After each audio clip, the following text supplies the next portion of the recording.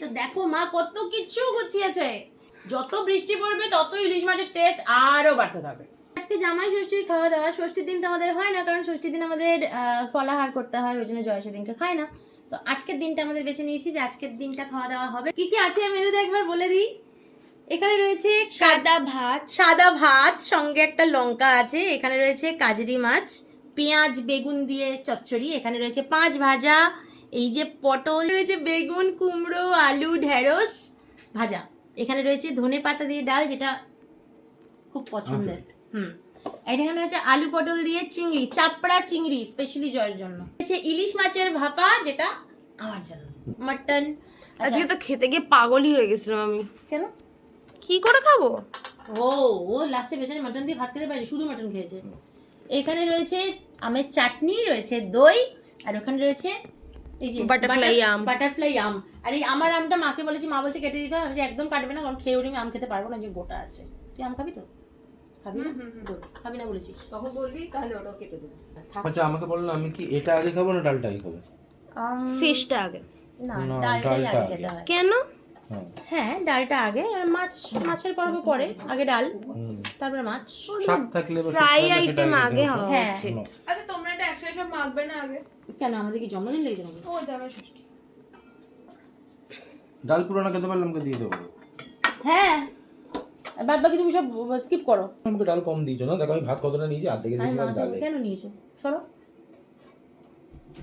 যা সরলো ওটাকেই আবার টেনে নিল। না,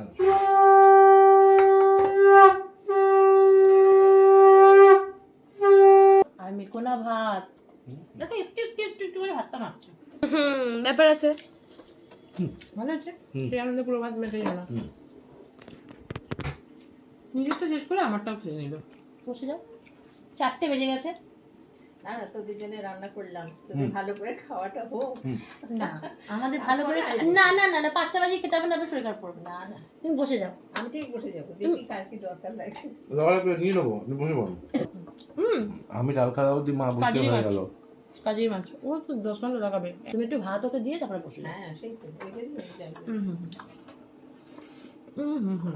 ওই দে, ও বাবা ডাল খেও না। না খাচ্ছি না, হয় কাজেই মাছটা হেভি টেস্টি। হুম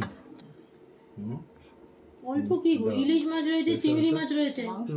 হ্যাঁ হ্যাঁ, দাও দাও দাও, একটুখানি। এতখানি দেখো, আমি বলেছি তোমার থেকে নেবো। হ্যাঁ দেখ, একটা কিছু স্কিপ ও করতে মা হবে। কি করছো? এটা কি হলো? ওটা পরে। ওটা স্কিপ হবে, আমি স্কিপ করব। দাও কেন? পরে আর আর এক্সট্রা যায়। তাই না মা? হ্যাঁ, বাবান তো ডাল খায়নি, শুধু এই খেয়েছে। ইলিশ মাছ দেখে আর ও আর কোনো দিকে থাকতে হবে না। ইলিশ মাছ দিই, ভীষণ ভালোবাসি, দাও একটু, ইলিশ মাছ প্রিয়। বাস সেটা। বাস কি করেছো? ভাপা। আমি তো এটা খাইনি মনে হয়। না না, একদম না। তুই তো সর্ষে বাটা খাস না। আমি যেহেতু সর্ষে বাটা খায় না, ওই জন্য মামেরটা কি করি, ওই কালো জিরে ফোড়ন দিয়ে তার মধ্যে কাঁচা লঙ্কা দিয়ে দিই, আর মাছটা কাঁচা মাছ ওই ঝোলে ফুটিয়ে। কাঁচা মাছ খাই না কিন্তু আমি, এই বলে।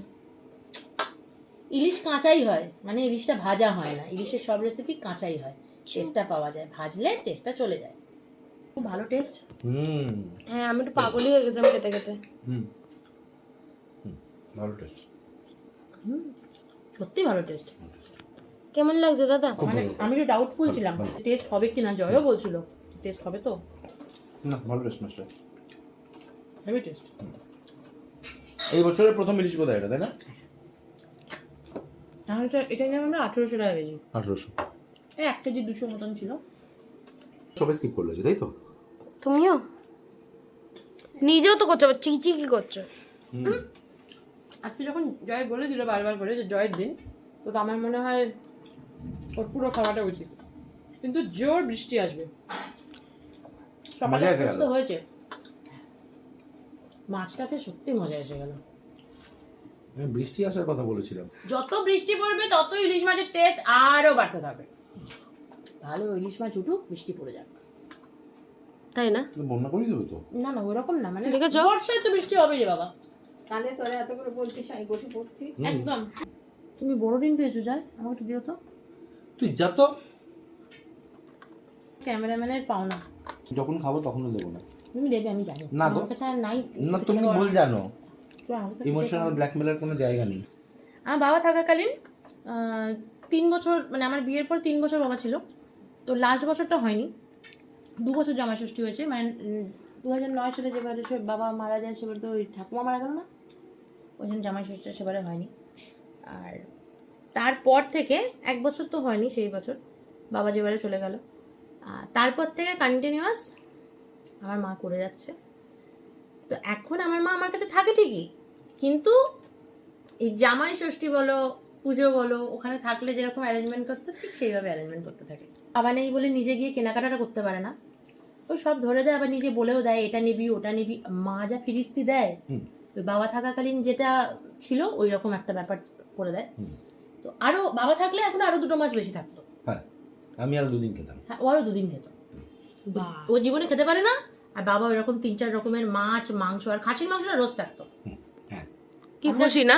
হ্যাঁ, জামাই ষষ্ঠীতে আমরা গিয়ে আবার ওখানে বসে থাকতাম, মানে আমি তো চলে যেতাম, আমি জানি 2-3 দিন থাকবো, ও খেতে পারবে না। মজার দিন ছিল, এটাই আফসোস হয় যে এই জিনিসগুলো মামতুপানা দেখতে পারলো না।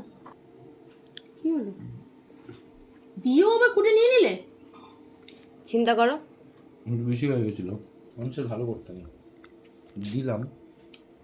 দেখেছো তো বাবা, তুই আর বকিস না, দাঁড়া না, আপনার ভি টাইম আয়েগা, তোদের পাত্তা দেবো না। তোমার অনেক টাইম লাগবে টাইম আসতে। তুমি খাও তো বাবা পরটা। শুনলো,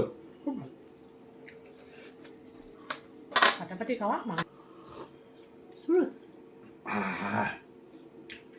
চাটনি পুরোটা খাবো না, হ্যাঁ তুমি অল্প অল্প খেতে পারো। আমারটাই নিল, আমার মন ভালো। নিয়ে খাচ্ছে, খেয়ে বুঝলে অল্প আমার থেকে খেতে পারো। তাও যাও, লাগবে আরে আমটা খাও, আমটা খাও, না, আম খাবো না, খাও খাও আমটা খাও। আমি দই খাবো, কমপ্লিট আমার। খতম।